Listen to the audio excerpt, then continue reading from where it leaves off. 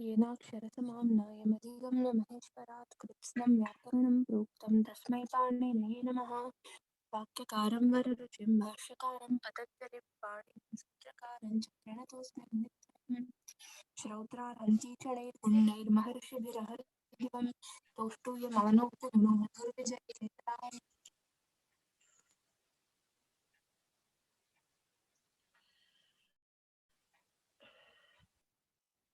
अद्य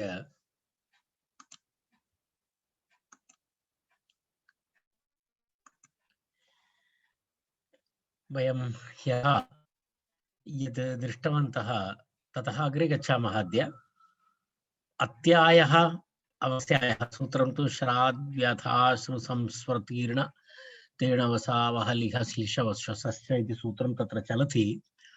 तस्मिन् सूत्रे बहूनि उदाहरणानि वयं दृष्टवन्तः। इदानीम् अवसायः तदपि दृष्टम्।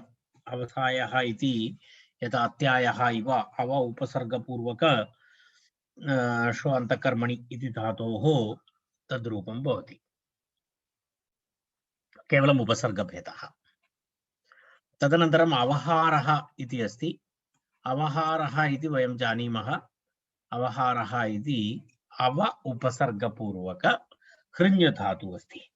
अव उपसर्गपूर्वक हृञ् धातोः अचुर्निधि अवहृ अवहार न प्रत्यय अवहारः इति रूपं भवति। तदपि वयं ह्यः दृष्टवन्तः। अवहारः इति हृञ्हरणे इति धातु।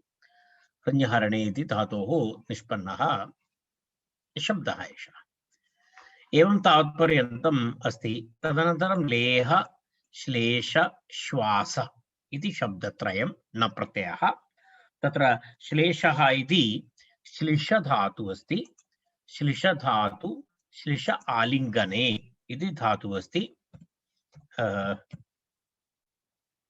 पश्यतु, तत्र श्लिष आलिङ्गने इति धातोः निष्पन्नः शब्दः एषः। श्लिष्यति श्लिष्यतः श्लिष्यन्ति इति सिद्धरूपं दिवादिगण पठितधातुः परस्मैपदधातु सकर्मकधातुः अस्ति। तर्हि श्लिष इति धातुः भवति। श्लिष धातोः अनेन सूत्रेण तत्र श्लिष आलिङ्गने श्लिष इत्यस्मात् किं भवति? तत्र श्लिष इत्यत्र न प्रत्ययः भवति। न प्रत्ययः भवति। न प्रत्ययः भवति चेत् श्लिष आ इति भवति। श्लिष आ इति न प्रत्ययः भवति। न प्रत्ययः भवति, श्लिष आ इति भवति। तदनन्तरम् अत तत्र श्लिष न प्रत्ययः भवति। तदनन्तरं पुनः किं भवति? तत्र पुगन्तलघुपथस्य इति सूत्रेण गुणः भवति। वयं जानीमः, तं सूत्रं वयं जानीमः।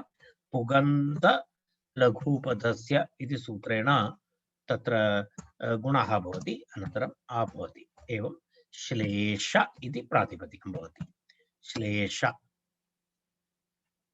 इति प्रातिपदिकं भवति। श्लेष तस्मात् सुप्रत्यये रुत्वे विसर्गे श्लेषः इति तत्र रूपं भवति।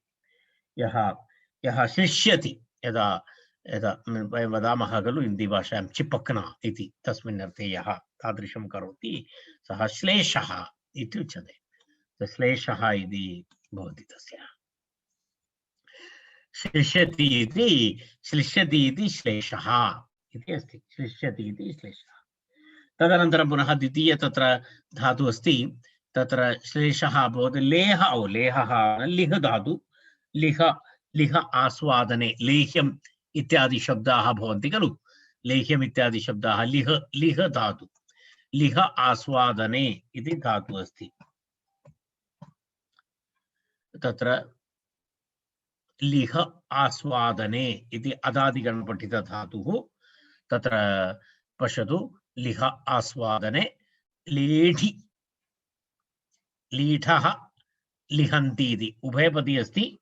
उभयपदी अस्ति। लेढि इति वदति। लेढि इत्युक्ते यदा लेह्यमित्यादिकं यदा करोति, यदा वयं वदामः किं वदामः, चाट्न लीढि लीढः लिहन्ति इति अस्ति लीढे अनन्तरम् आत्मनेपदी अपि रूपं भवति तत्र आत्मनेपदी अपि रूपं भवति एवं तत्र उभयतापि अस्ति तत्र तदनन्तरं पुनः तस्मादेव लेह इति शब्दः भवति तत्रापि किमपि करणीयमस्ति पुगन्तलघुपदस्य यथा पूर्वम् अत्र लिह लिह आ पुगन्धलघुपदस्य इति गुणे लेह आ लेह तस्मात् सुप्रत्यये रुत्वे विसर्गे तत्र किं भवति लेहः इति रूपं भवति एवं तर्हि तृतीयं रूपमस्ति श्वासः तत्र श्वासः इति श्वस श्वस प्राणने इति धातु श्वस प्राणने धातु अस्ति श्वस प्राणने इति धातु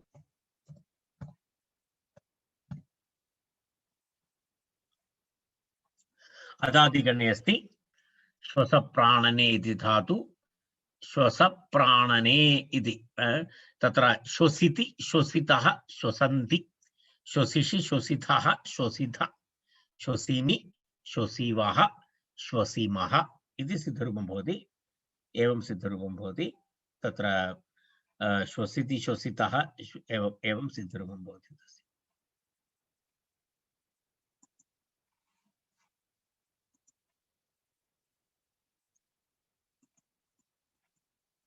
एवं श्वसधातोः तत्र किं भवति श्वास इति धातु भवति श्वसधातोः णप्रत्ययः भवति तत्रापि विशेषतया किमपि वक्तव्यं नास्ति श्वस इति धातु अप्रत्ययः अत उपधायाः इति उपधावृद्धिः अकार उपधा भवति चेत् अत उपधायाः नित्य नित्य भवति चेत् श्वास इति भवति तदनन्तरम् अप्रत्ययः श्वास इति भवति श्वास इति प्रातिपदिकं भवति तस्मात् सुप्रत्यये विसर्गे श्वासः इति भवति यः प्राणधारणं करोति श्वसिति इति श्वासः इति कर्तृर्थे तथा प्रयोगः कर्तृर्थे अयं प्रयोगः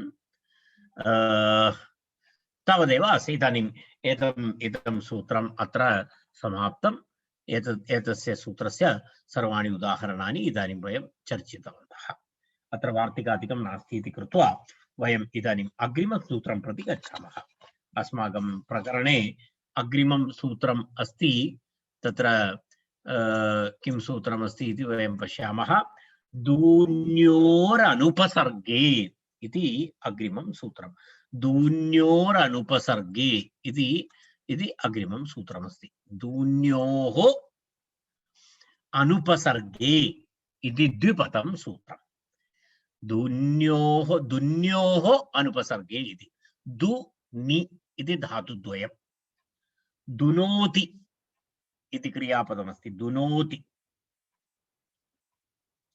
दुनोति इति एक दु धातु अर्थात् दुश्च नीश्च दुन्यौ इति तत्र समासः दुन्योः इत्यत्र दुः च नीः नीश्च दुन्यौ तयोः दुन्योः इति षष्ठी द्विवचनं दुन्योः तदनन्तरं सप्तमी अनुपसर्गे इति सप्तमी विभक्ति अनुपसर्गे इति अस्ति तत्र नः इति अनुवर्तते पूर्वसूत्रात् नः इति अनुवर्तते न प्रत्यय विधायकं सूत्रम् न प्रत्यय विधायकं सूत्रं कस्य कस्य न प्रत्ययः विधीयते दुनोतेः नयतेश्च अनुपसर्गे न प्रत्ययः भवति इत्यर्थः दुनोतेः नयतेः च अनुपसर्गे न प्रत्ययः भवति इत्यर्थः न प्रत्ययः भवति इत्यर्थः तत्र पश्यतु तत्र दुनोतेः नयतेः अनुपसर्गे न प्रत्ययः भवति दुनोति इति दावः नयति इति नायः इति रूपद्वयं तत्र अस्ति तत्र दुनोति इति दावः इति प्रथमं रूपम् अस्ति टु दु उपतापे इति अस्ति तत्र एवमस्ति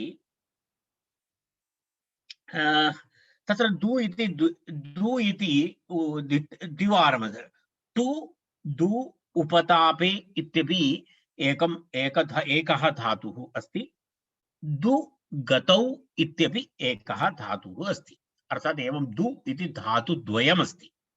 एकः धातुः टु इति अनुबन्धसहितः अस्ति। टु इति अनुबन्धसहितः टु दु तस्य अर्थः अस्ति उपतापे इत्यर्थः। द्वितीयः धातुः अस्ति दु गतौ इति धातुः अस्ति। तर्हि अत्र विशेषः अत्र एवमस्ति। अत्र कः धातुः अत्र उद्दिष्टः अस्ति आचार्येण? टु दु उपतापे इति वा अथवा दु गतौ इति वा? तर्हि तस्य उत्तरमस्ति तत्र नी साहचर्यात् सानुबन्धकात् दुनोतेरेव नः इति एकं लाजिक् तत्र स्थापयति। किमस्ति? नी साहचर्यात्। तत्र अपरधातुः कः अस्ति? नी धातुः अस्ति। नी धातुः अनुबन्धसहित धातुः अस्ति। अनुबन्धसहित इत्युक्ते नीन्यप्रापणे इति धातुः अस्ति। नीन्यप्रापणे इति धातुः अस्ति। तत्र नीन्यप्रापणे इति धातौ अनुबन्धः अस्ति ञकारः। तर्हि तत्र अनुबन्धसहित धातोः साहचर्येण अत्र दु धातुरपि अनुबन्धसहित धातुः भवति इति आचार्यस्य तत्र लाजिक्। तदेव तत्र भवति नी साहचर्यात् सानुबन्धकात् दुनोतेरेव नः। दुनोतेः इति टु दु उपतापे इति। पश्यन्तु न तत्र धातुं पश्यामः वयं। तत्र उभयतापि अस्ति, दु इत्यपि अस्ति। पश्यतु,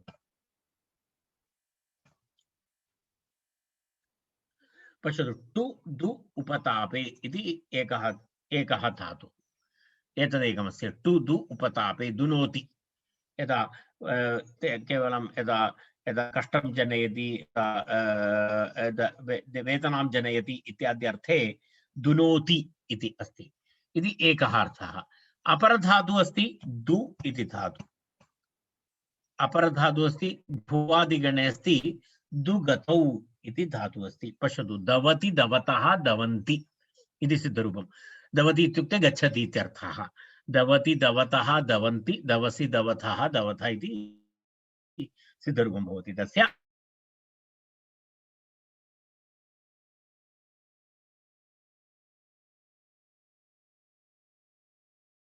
इति धातु दुनोति इति अत्र उद्देश्यः।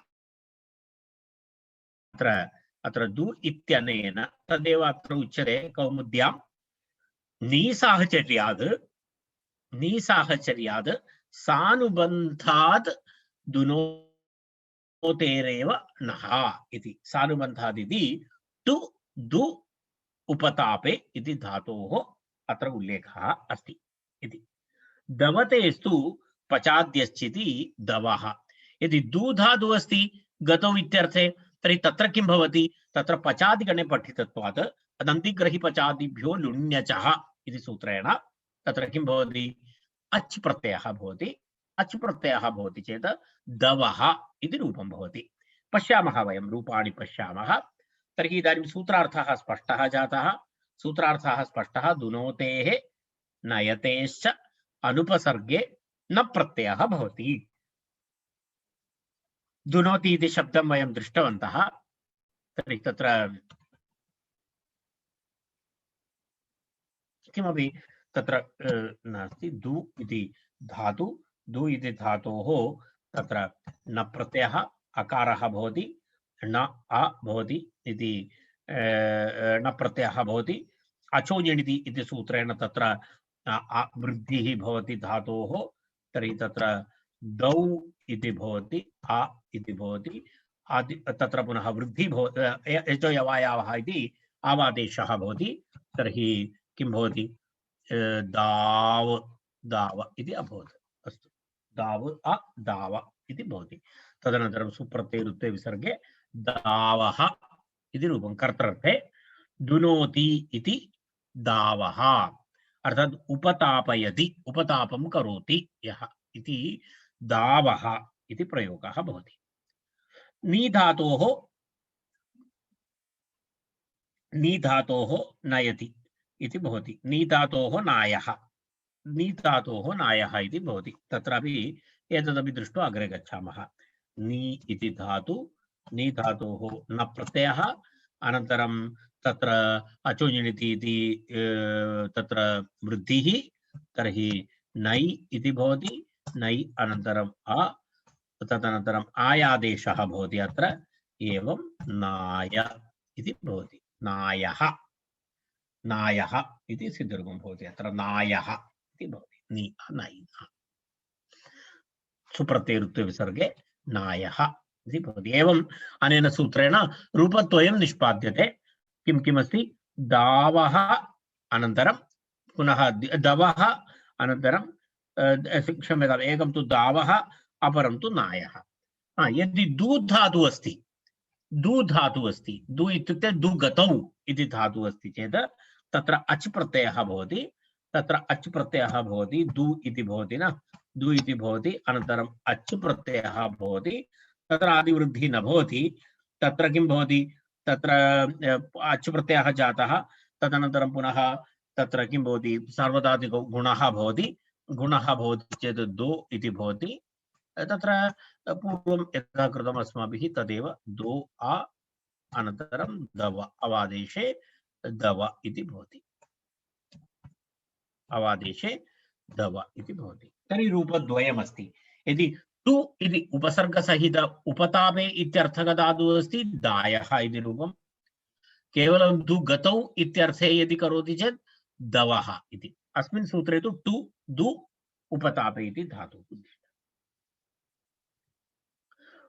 अनुपसर्गे इति अस्ति, अनुपसर्गे इति अस्ति। तर्हि उपसर्गे परे उपसर्गपूर्वकधातोः तु अच् प्रत्यय, उपसर्गपूर्वकधातोः तु तत्र न प्रत्ययः न भवति, तत्र अच् प्रत्ययः भूत्वा प्रदवः प्रणयः इत्यादि रूपाणि भवन्ति।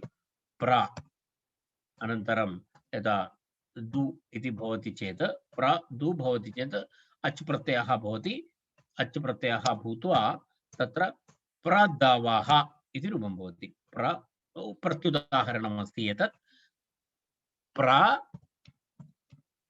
द एवं भवति, प्रदव इति भवति। प्र उपसर्गपूर्वक नी धातु अस्ति चेत् किं भवति?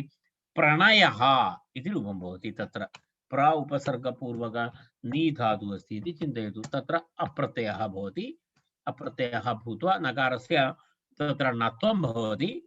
तर्हि प्र अनन्तरं नी तत्र किं भवति? प्रणय इकारस्य अत्वं भवति खलु, प्रणयः भवति, तत्र एत्वं गुणः भवति। तर्हि प्र ने अनन्तरम् आ एवं भवति, अनन्तरम् अयादेशे नत्वे प्र न य इति भवति, प्रणय इति भवति। प्रने आ भवति, अयादेशः अनन्तरं नकारस्य नत्वं रसाभ्यां इति, तत्र प्रणय इति शब्दः भवति। एवं सुप्रत्ययरुत्वे विसर्गे अत्यन्तं लघुसूत्रम्, एतत् सूत्रम् अत्र समाप्तम्। इदानीं वयं तत्र पुनः अग्रे गच्छामः।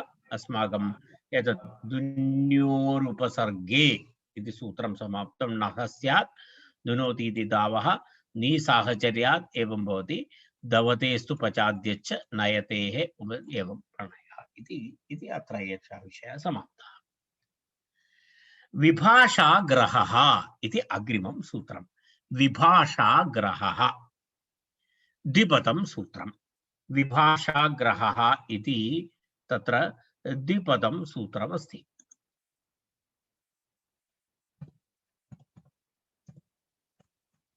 पश्यतु, एकनिमेषम्।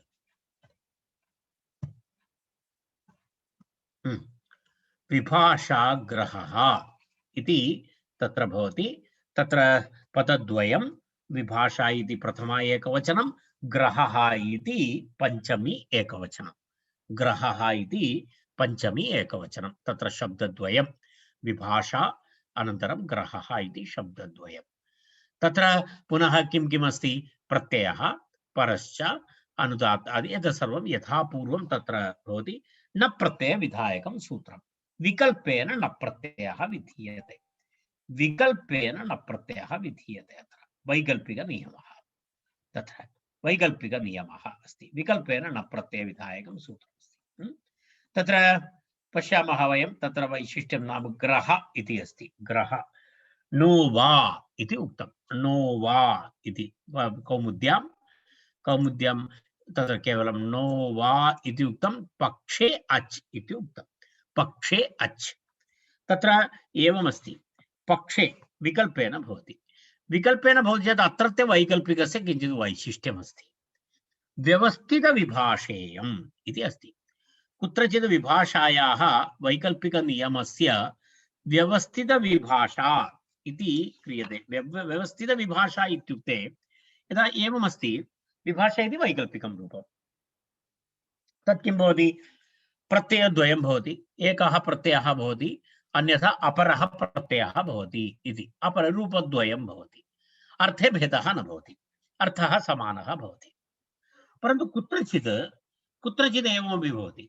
कुत्रचित् व्यवस्थितविभाषायाः अर्थात् विशेषपरिस्थितौ एकः प्रत्ययः भवति, स परिस्थितिः नास्ति चेत् अपरः प्रत्ययः भवति इति। यदा अर्थविशेषः, एकस्मिन् अर्थे एकः प्रत्ययः भवति, अपरस्मिन् अर्थे अपरः प्रत्ययः भवति। तस्मादेव शब्दात् अर्थात् रूपद्वयं भवति, वैकल्पिकं रूपं भवति। परन्तु तत्र किं भवति?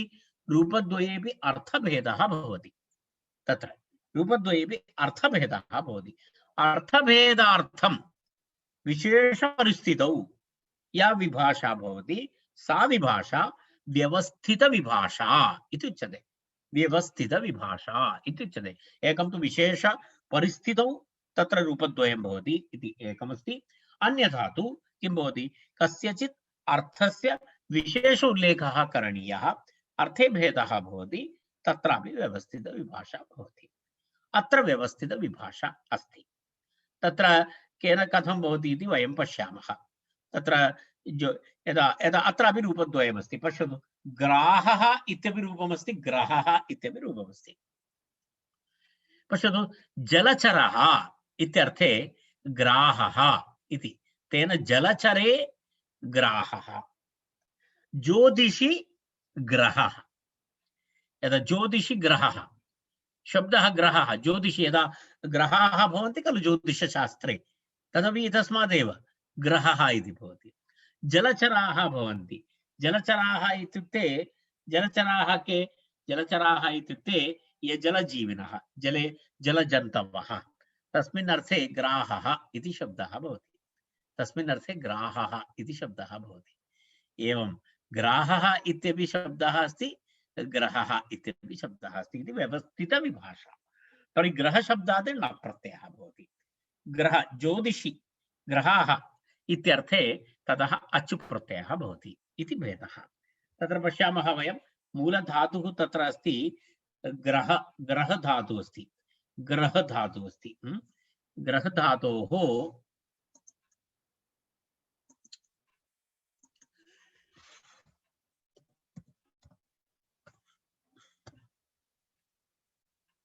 ग्रह इति धातु, ग्रह उपादाने इति धातुः अस्ति। पश्यतु, ग्रह उपादाने इति धातुः अस्ति। तस्मात् एते शब्दाः ग्रह उपादाने इत्यर्थे गृह्णाति इति। ग्रह उपादाने इत्यर्थे ग्रहधातोः तत्र न प्रत्ययः भवति। ग्रहधातोः न प्रत्यये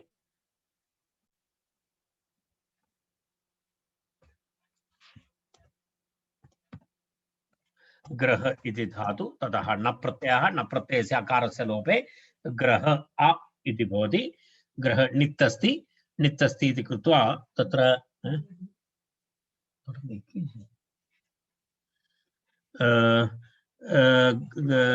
ग्रह अ इति भवति।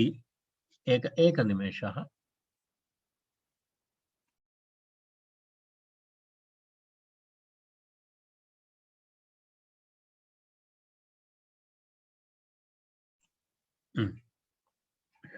तर्हि तत्र निक्तस्ति, तत्र अदौ बधायाः इति वृद्धिः भवति।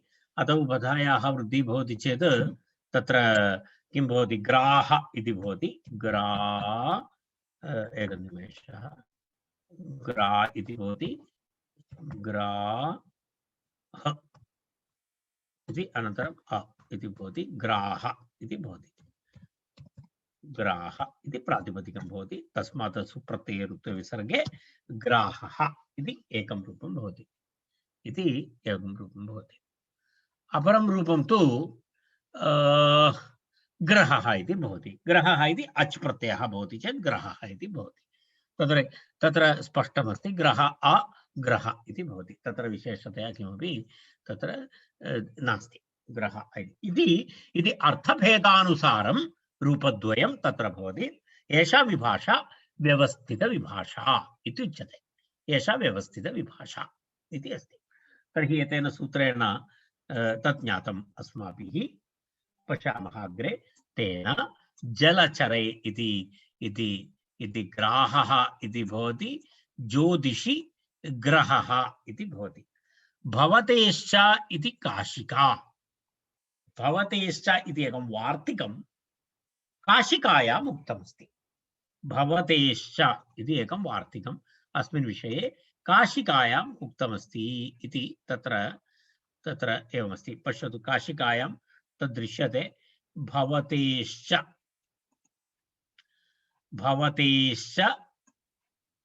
इति वक्तव्यम् इति एकं वार्तिकं काशिकायाम् अस्ति कौमुद्यां नास्ति एतत् भवतेश्च इति वक्तव्यम् इति अस्ति भवतेश्च वक्तव्यम् इत्युक्ते कः अर्थः भवतेश्च वक्तव्यम् इत्युक्ते तत्र किं तस्य आशयः कः अर्थात् भूधातुः अस्ति भवतेः इति तत्र भूधातोः विकल्पेन न प्रत्ययः भवति इति तस्य आशयः अर्थात् एवमेवं भूधातोः भू इति धातु तस्मादपि किं भवति न प्रत्ययः भवति अस्मिन् अर्थे भूधातोः न प्रत्ययः विकल्पेन न प्रत्ययः भवति इति योजनीयम् अत्र ग्रहधातोः विषये उक्तम् एवमेवं तस्मात् भूधातोः अपि विकल्पेन न प्रत्ययः भवति इति आचार्यस्य काशिकाकारस्य कथनम् एतद् वस्तुतः भिन्नविषयः तेन तत्र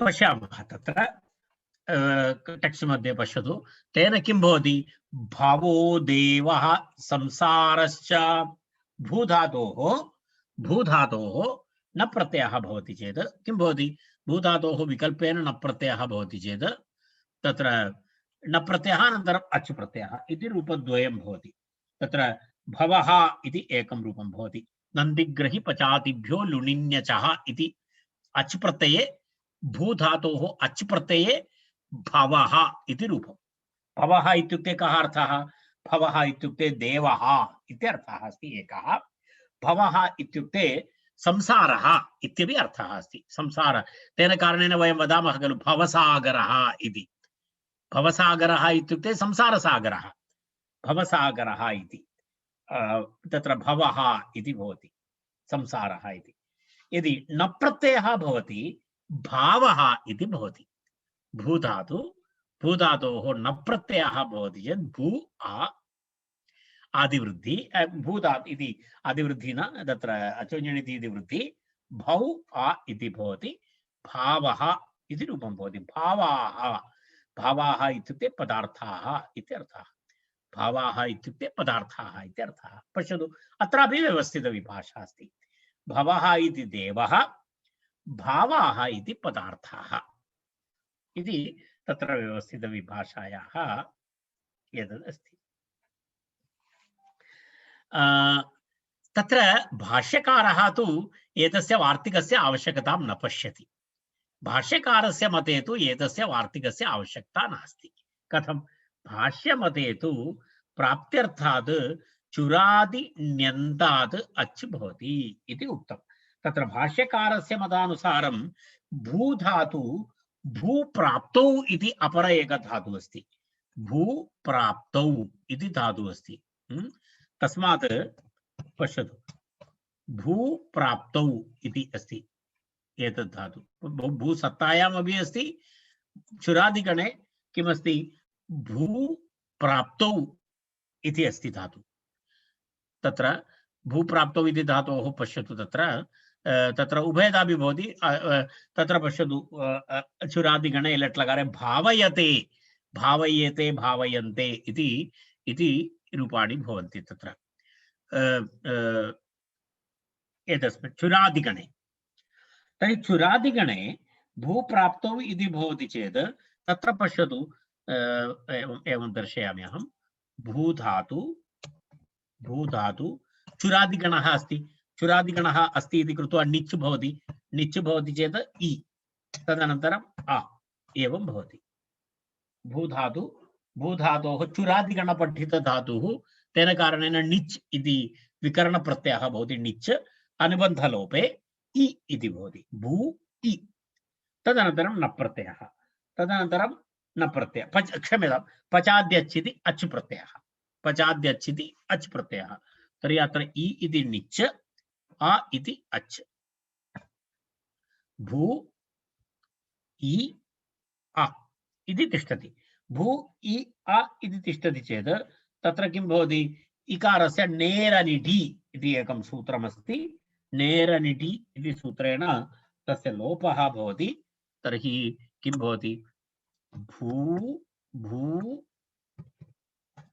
आ इति भवति भू आ इति भवति निच् प्रत्ययः आसीत् निच् प्रत्ययः इदानीं लोपः जातः तथापि तत्र किं भवति भू अचो ञिणिति इति पुनः तत्र किं भवति वृद्धिः भवति भौ आ यचो यवायावः इति तत्र भाव इति रूपं भवति तर्हि एवमेवं भावशब्दस्य व्युत्पत्तिः भवति कथं भूधातोः तर्हि विशेषतया भवतेश्च इति वार्तिकस्य आवश्यकता नास्ति इति भाष्यकारस्य मतम् एतद् एकवारं नोट् कृत्वा स्थापनीयं तदेव अत्र आचार्यः उक्तवान् पश्यतु भाष्यमते तु प्राप्त्यर्थात्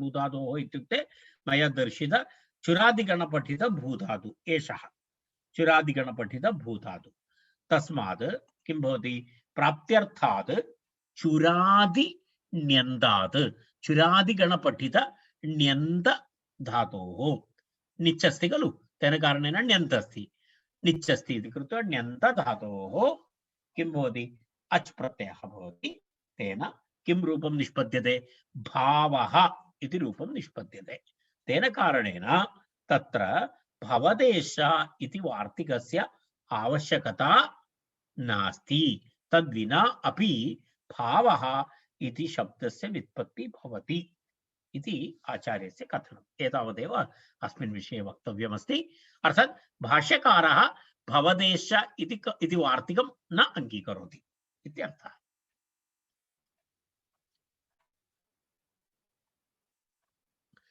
अग्रिमं सूत्रं गेहे कः इति अग्रिमं सूत्रं भवन्तः जानन्ति एतत् शब्दं जानन्ति गृहम् इति शब्दं जानन्ति गृहम् इति शब्दः कथं व्युत्पद्यते इति अत्र अस्ति गेहे कः इति अस्ति इति तत्र सूत्रमस्ति गेहे कः इति सूत्रं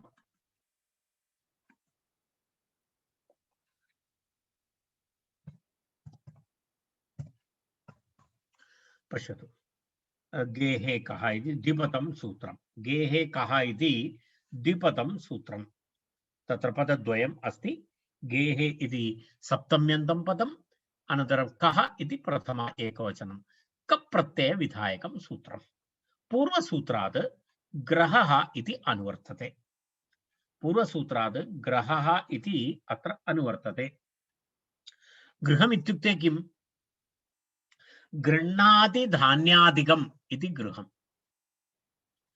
धान्यादिकं कुत्र आनयति गृहं प्रति आनयति भवन्तः होटेल् मध्ये वसन्ति तत्र धान्यं न आनयति तत्र भोजनम् आनयति धान्यादिकं कुत्र आनयति गृहमस्ति तत्रैव पाकादिकं भवति खलु पाकादिकं गृहे भवति तद् भवति इति कृत्वा गृहम् इति गृह्णाति धान्यादिकम् इति अस्ति अर्थात् अत्र सर्वम् आनयति इत्युक्ते गृहे एव आनयति यत् सर्वं सर्वं सर्वं गृहं गृह्णाति अन्यथा न अन्यत्र न आवश्यकं भवति तस्मात् गृह्णाति धान्यादिकमिति धान्यादीनां ग्रहणं करोति इति तत्र गृहम् इति अस्ति तत्र ग्रहधातोः कप् प्रत्यये अयम् इदं रूपं भवति पश्यामः सूत्रार्थः तु स्पष्टं ग्रहेः धातोः कप् प्रत्ययः भवति गेः कर्तरि इति गृहं नाम वेश्म वेश्म इति निवासस्थानम् इत्यर्थः तत्र एवमस्ति गेः कर्तरि मनोरम सिद्धान्तकौमुदी गेः कर्तरि ग्रहेः कः स्यात् गेः इत्यर्थे धातु अस्ति ग्रह पूर्वं दृष्टं तेन कारणेन पुनः द्रष्टव्यं नास्ति ग्रहधातोः कप्रत्ययः नाम अ इति अवशिष्यते कप्रत्ययः नाम अ इति अवशिष्यते अर्थात् अककारस्य लोपः भवति ग्रह अ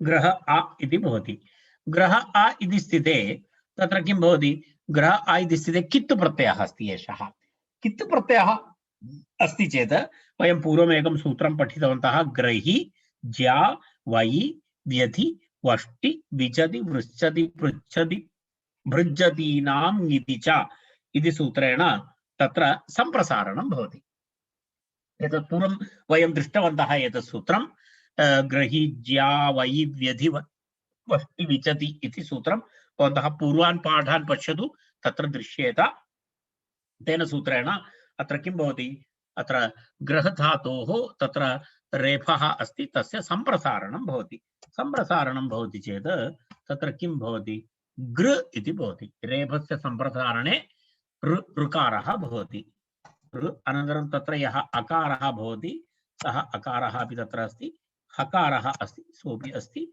तदनन्तरम् अ इति प्रत्ययः अपि अस्ति तत्र ग्रहि ज्या वै व्यधि इत्यादि सूत्रेण तत्र सम्प्रसारण उत्तरं किं भवति इदानीं सम्प्रसारणाच्च इति सूत्रम् एतत् सूत्रं मिलित्वा एव भवति सम्प्रसारणाच्च इति सूत्रेण किं भवति पूर्वरूप एकादेशः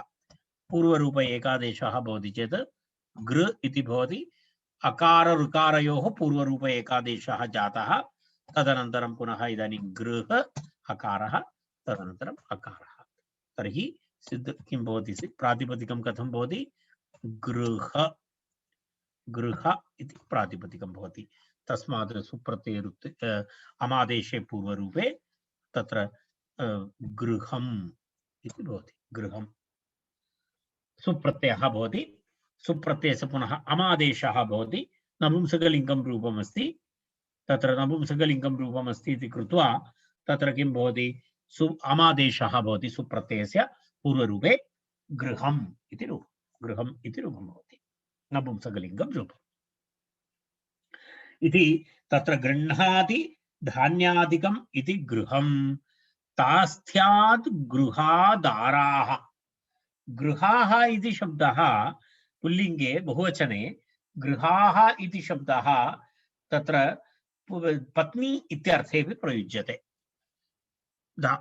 गृहाः इति तत्र मुद्राराक्षसनाटकं यदा वयं पश्यामः मुद्राराक्षसनाटके सूत्रधारः नटीम् उद्दिश्य एवं वदति इमेनो गृहाः इति प्रयोगः अस्ति इमेनो गृहाः इति एकः प्रयोगः तत्र कृतः अस्ति गृहाः इत्युक्ते दाराः इत्यर्थः दाराः इति पत्नी इत्यर्थः तद् किमर्थम् इत्युक्ते तास्थ्यात् गृहा इति तत्र तिष्ठति इति पत्नी कुत्र तिष्ठति गृहे तिष्ठति तस्मात् तत्र तिष्ठति इति गृहे तिष्ठति तास्थ्यात् तत्र तिष्ठति इति अर्थे तेषां स्त्रीणामपि गृहाः इति प्रयोगः भवति सामान्यतः यदा यदा प्रयोगः भवति गृहाः इति भवति तर्हि तद् कथं भवति तत्रापि गृहशब्दः भवति एवमेवं भवति तास्थ्यात् गृहाः दाराः तत्र तिष्ठन्ति इति कृत्वा गृहाः दाराः एवं भवन्तः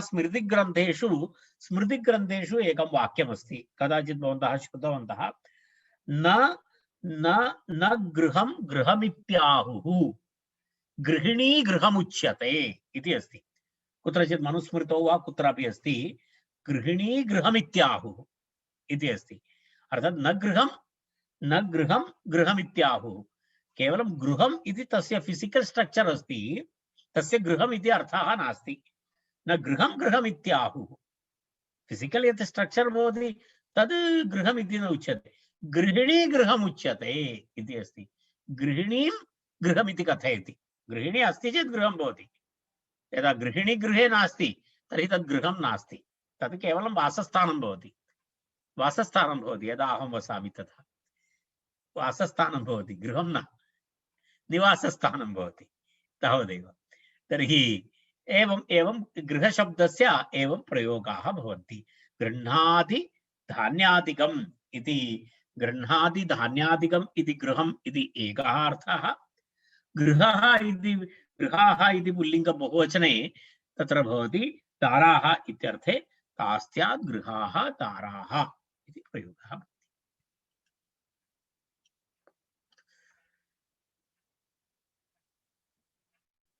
अग्रे गच्छामः। इदानीं तत् सूत्रं समाप्तम्। अग्रिमं सूत्रमस्ति 297 इति 2907 शिल्पिनि शुन् इति शुन् प्रत्ययविधायकं सूत्रं। प्रत्ययः अस्ति शुन् इति प्रत्ययः, शुन् इति प्रत्ययः।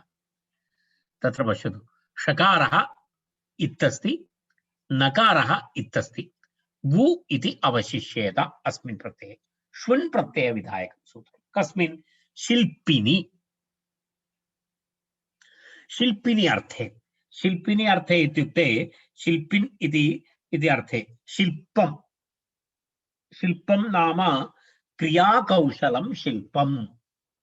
शिल्पम् इत्युक्ते अत्र कस्मिन् अर्थे प्रयुज्यते? क्रियाकौशलं शिल्पं। यत्किमपि क्रियायां कुशलता इत्यर्थे शिल्पशब्दस्य प्रयोगः। शिल्पशब्दस्य प्रयोगः तस्मिन् अर्थे अस्ति। तर्हि तस्मिन् कस्मिन्नपि यः कुशलः भवति सः शिल्पी इत्युच्यते। तत्र शिल्पिनि इत्युक्ते यत्र कुशलतां दर्शयति, कस्मिन्नपि क्षेत्रे कुशलतां दर्शयति। यदा उदाहरणाय अत्र नर्तकः इति शब्दः अस्ति। नर्तकः इति शब्दः अस्ति। नर्तकः तत्र नृत्यकर्मणि कुशलः, नृत्यकर्मणि सः कुशलः, तस्यां क्रियायां कुशलः इति कृत्वा तत्र नर्तकः इति शब्दः भवति। खनकः इति शब्दः अस्ति। खनकः इति शब्दः यदा खननक्रियायां सः कुशलः अस्ति इति कृत्वा खनकः इति प्रयोगः अस्ति। एवं भिन्न भिन्न शब्दाः भवन्ति। तर्हि शिल्पिनि श्वुन् इति अस्ति। शिल्पिनि श्वुन् इति तत्र प्रयोगः।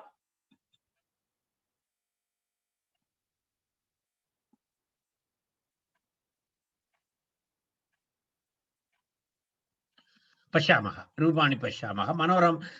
सिद्धान्तकौमुद्यां पश्यामः, क्रियाकौशलं शिल्पं तद्वति श्वुन् स्यात् इति उक्तं। क्रियाकौशलं, क्रियायां कुशलता, तस्य तादृश शिल्पम् इति अर्थे, तादृश क्रियाकुशलः इत्यर्थे, कर्तृर्थे वाच्ये किं भवति? धातुभ्यः श्वुन् प्रत्ययः भवति इति अस्ति। वस्तुतः वार्तिके अत्र सिद्धान्तकौमुद्याम् अथवा अष्टाध्याय्यां तु एवमस्ति। तत्र कोऽपि तत्र सामान्यनियमः इति उक्तः, सर्वेभ्यः धातुभ्यः इति दृश्यते। अत्र कोऽपि विशेषतया धातोः उल्लेखः नास्ति। एतेभ्यः धातुभ्यः भवति इति तथा नास्ति, सर्वेभ्यः धातुभ्यः इति दृश्यते। परन्तु वार्तिककारः तस्य किञ्चित् सीमां दर्शयति, इत्युक्ते मर्यादां करोति।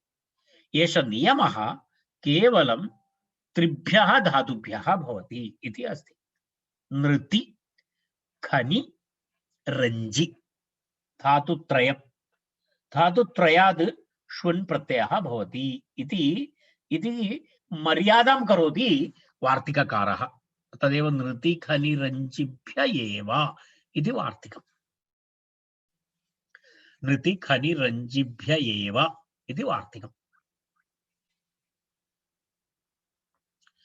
नृति धातु, घनि धातु, रञ्जि धातु। रञ्ज एतेभ्यः धातुभ्यः एव शुन् प्रत्ययः भवति इति आचार्यस्य मतं। शुन् प्रत्ययस्य वस्तुतः किं भवति? वु इति अवशिष्यते। वु इति अवशिष्येत तर्हि किं भवति? तत्र यदा यदा प्रत्ययः भवति शुन् प्रत्यये वु इति भवति। षकारस्य इत्संज्ञालोपः भवति, नकारस्य इत्संज्ञालोपः भवति, वु इति अवशिष्येत। वु इति अवशिष्येत तर्हि वु इत्यस्मात् किं भवति? वु इति भवति चेत् वयं जानीमः, वु इति भवति चेत् तत्र किं भवति? वु इत्यस्य स्थाने युवोरनाकौ इति सूत्रम्। युवोरनाकौ इति सूत्रेण अक आदेशः भवति। वु इत्यस्य स्थाने अक इति आदेशः भवति। वु इत्यस्य स्थाने अक इति आदेशः भवति। नाम अत्र एषः वुन् इति प्रत्ययः कीदृशः प्रत्ययः अस्ति? षित्तु प्रत्ययः अस्ति। षकारः इत् भवति। अत्र षकारः इत् भवति। षकारः इत् भवति चेत् तत्र वैशिष्ट्यं नाम षित् किमर्थं करोति इति अहं वदामि। षित् सामान्यतः स्वरनिमित्तं तु अस्ति एव, परन्तु सामान्यतः स्त्री प्रत्ययनिमित्तम् अस्ति। तत्र कः प्रत्ययः भवति? षित् गौरादिभ्यश्च इति एकं सूत्रं, स्त्री प्रत्ययसूत्रमस्ति। तेन सूत्रेण ङीषु प्रत्ययः भवति। कः प्रत्ययः भवति? ङीषु प्रत्ययः भवति।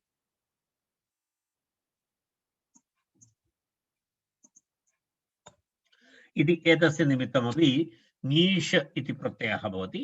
ङीष प्रत्ययनिमित्तं वस्तुतः एतस्य आवश्यकता अस्ति इति भवति। स्त्री प्रत्ययः ङीष् प्रत्ययः भवति। यत्र षित् प्रत्यये परे किं भवति? षित् गौरादिभ्यश्च इति एकं सूत्रमस्ति। षित् गौरादिभ्यश्च इति सूत्रं।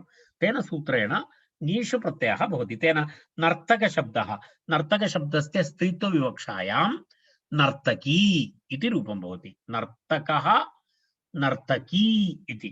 नर्तकी इति कथं भवति? ङीष् प्रत्ययः भवति। नर्तकशब्दात् नर्तकी इति रूपं भवति। एवम् अस्ति। तर्हि एतावदुक्त्वा एतस्य वयं तस्य उदाहरणानि पश्यामः। तत्र प्रथमम् उदाहरणमस्ति, पश्यतु, तत्र नर्तकः, नर्तकी इति उदाहरणद्वयम्।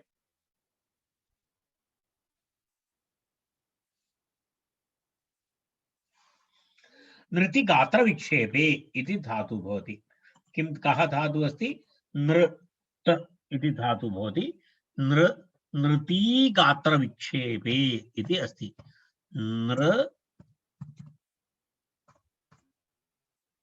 पश्यतु, धातु दिवादिगणपठित धातु अस्ति। नृत्यति, नृत्यतः, नृत्यन्ति। मूलधातु अस्ति नृती गात्रविक्षेपे इति धातु। नृत इति भवति। नृत इति भवति। नृत इति भवति चेत् तस्मात् किं भवति? नृत इति धातु। नृत इति धातु भवति। अनेन सूत्रेण शुन् प्रत्ययः भवति। शुन् प्रत्ययः तत्र शुन् इति प्रत्ययः भवति। तत्र शुन् प्रत्ययः पूर्णलेखनस्य आवश्यकता नास्ति, भवन्तः जानन्ति। शुन् प्रत्यय अनुबन्धलोपे अहम् एतावदेव करोमि। वु इति अवशिष्यते। श्वकारस्य संज्ञा भवति, नकारस्य संज्ञा भवति। तर्हि नृत वु। वु इत्यस्य स्थाने अक आदेशः। नृत अनन्तरम् अक इति आदेशः भवति। तर्हि एवं नृत अक। पुगन्धलघुपथस्य इति सूत्रेण तत्र किं भवति? गुणः भवति। तर्हि नृ न इति भवति। अनन्तरं ऋकारस्य स्थाने आर्य भवति। ऋकारस्य स्थाने आर्य त अनन्तरम् अक। पश्यतु, एवं भवति। ऋकारस्य स्थाने गुणः ऋकारस्य स्थाने गुणः भवति चेत् अरि इति भवति तदनन्तरं त अनन्तरं संहिता भवति न अरि नरि नर त नर्त नर्त अक नर्तक इति सर्वसंहितां कुर्मः वयं तर्हि किं भवति नर्तक इति प्रातिपदिकं भवति नर्तक इति प्रातिपदिकात् सुप्रत्यये रुक्ते विसर्गे नर्तकः इति रूपं भवति नर्तक शब्दात् स्त्रीलिंगे किं भवति नर्तक नीष् भवति षिद्गौरादिभ्यश्च इति सूत्रेण तत्र किं भवति नीष् प्रत्ययः भवति पूर्वं वयम् उक्तवान् नीष् इति प्रत्ययः भवति नीष् प्रत्यये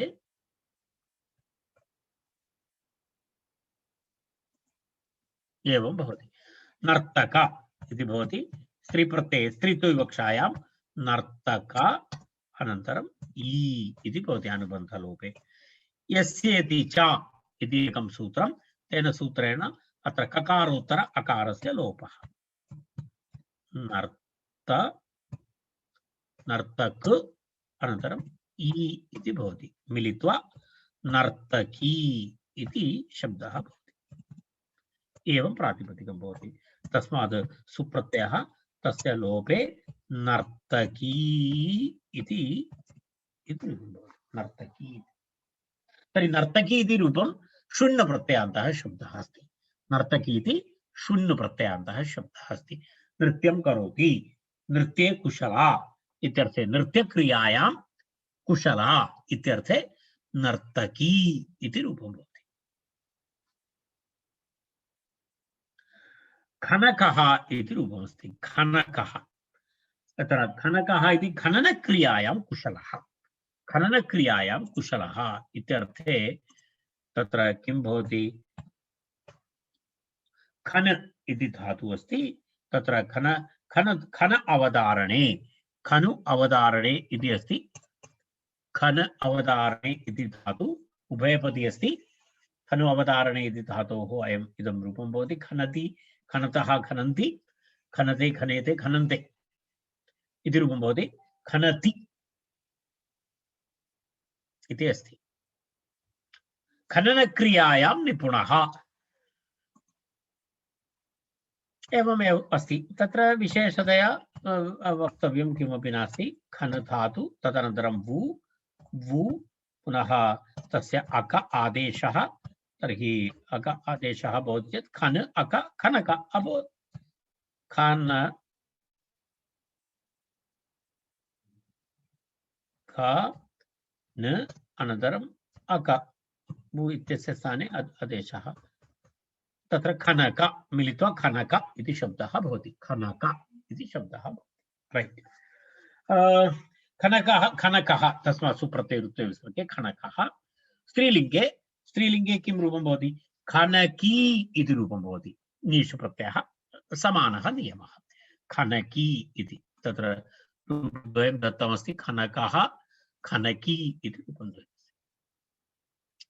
रञ्च धातोः विषये कश्चन विशिष्ट नियमः अस्ति तत्र एकं वार्तिकमस्ति असि आके अने च रञ्जेः न लोपः वाच्यः रञ्ज धातोः नकारस्य लोपः भवति इति रञ्ज धातोः यः ञकारः दृश्यते वस्तुतः मूलतः सः नकारः अस्ति तस्य लोपः भवति इति अस्ति किं किं परे तत्र उक्तं किं किं परे अस्ति अस अक अन्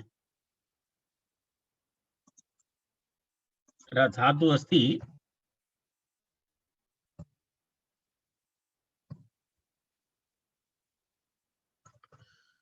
रञ्ज धातु अस्ति रञ्ज इति धातु अस्ति रञ्ज धातोः तत्र किं भवति रञ्ज इति मूलधातु रञ्ज धातोः रञ्जयति इति यः वर्णलेपनं करोति रञ्जरागे इति धातु रञ्जरागे यदा यदा यदा वयं वदामः खलु यदा वयं वस्त्राणां डैयिङ्ग् इति वदति खलु तादृशं यः करोति रजकः इति प्रयोगः भवति रजकः इति तस्मात् प्रयोगः भवति वस्तुतः रजकः इति अनन्तरकाले रजकः इति यदा यः वस्त्रं प्रक्षालयति सः रजकः, रजकाय वस्त्रं ददाति इत्यादि प्रयोगः तत्र अस्ति।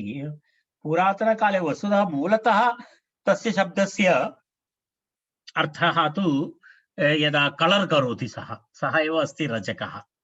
वस्त्रं प्रक्षालनं कृत्वा कलर् करोति तन्नास्ति। टु पेइण्ट्, टु कलर् इत्यादि अर्थे रञ्ज धातुः अस्ति। रञ्ज धातोः तत्र इति तत्र किम् अत्र नकारः अस्ति। औपदेशिकावस्थायां नकारः एव अस्ति। नकारस्य अग्रे परसवर्णेन ञकारः जातः। तेन कारणेन मूलतः र न ज इति अस्ति। र न ज अस्ति, रञ्ज इति। तत्र ञकारः अनन्तरम् आगतः। मूलधातुः कथं भवति? मूलधातुः तु एवं भवति, र अनन्तरं र न अनन्तरं ज इति अस्ति मूलतः। तत्र नकारस्य जकारेण सह मिलित्वा तत्र किं भवति? नकारस्य स्थाने ञकारः भवति। एवं रञ्ज इति अस्ति। मूलतः नकारः। इदानीं रञ्ज इति अस्ति, तस्मात् शुण् प्रत्ययः, शुण् प्रत्ययस्य अक आदेशः। तर्हि वार्तिककारः किं वदति? असि परे, अक् परे, अस परे, अक् परे, अनन्तरं किमस्ति? अन् परे, प्रत्यये परे किं भवति इत्युक्ते नकारस्य लोपः भवति। रञ्ज इत्यस्य नकारस्य लोपः भवति इति। अत्र अक परे अस्ति। अक परे अस्ति इति कृत्वा किं भवति? अत्रत्य नकारस्य लोपः भवति। नकारस्य लोपः भवति चेत् किं भवति? अत्र रज इति भवति, अक इति भवति। रज अक, रज अक इति स्थिते मिलित्वा संहितायां किं भवति? रजक इति शब्दः। तस्मात् सुप्रत्यये रुत्ते विसर्गे रजकः इति रूपं भवति। रजकः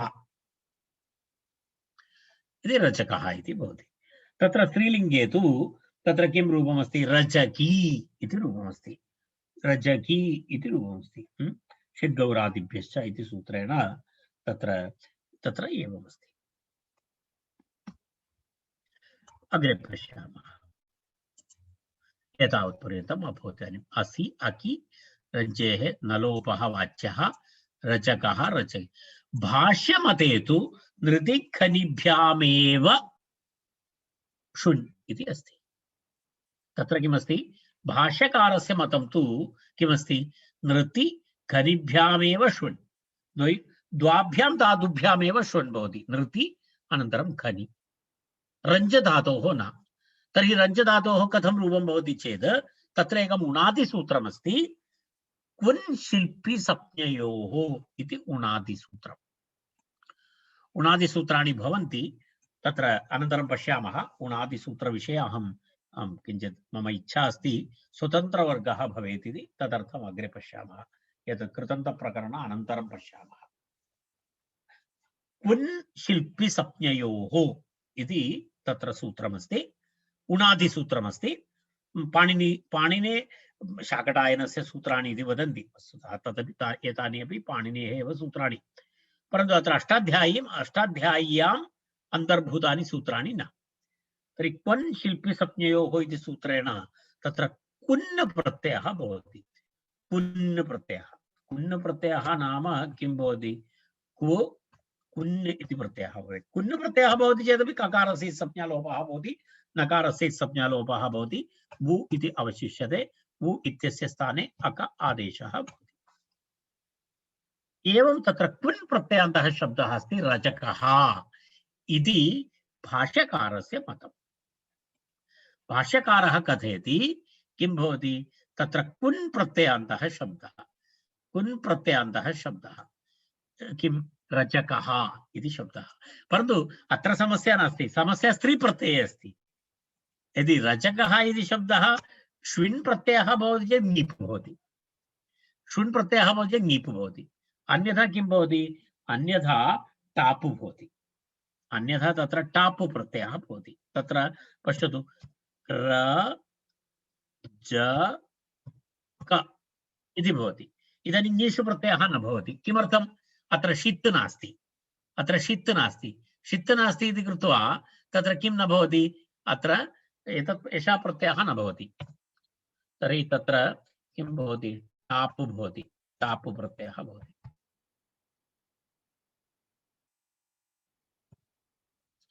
टाप् प्रत्ययः भवति चेत् रजक अ इति भवति।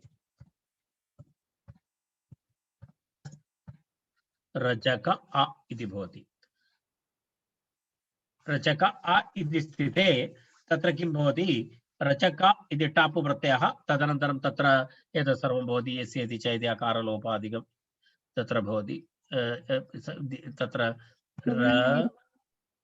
क्षम्यतां, सवर्णदीर्घः भवति। सवर्णदीर्घः भवति चेत् र ज का इति भवति। अकारः अधिकः आगतः, रचक इति भवति। तदा इतोपि एकः नियमः अस्ति, प्रत्ययस्तात् कात् पूर्वस्य इताप्यशुभः इति एकं सूत्रमस्ति। प्रत्ययस्तात् कात् पूर्वस्य आतः किं भवति?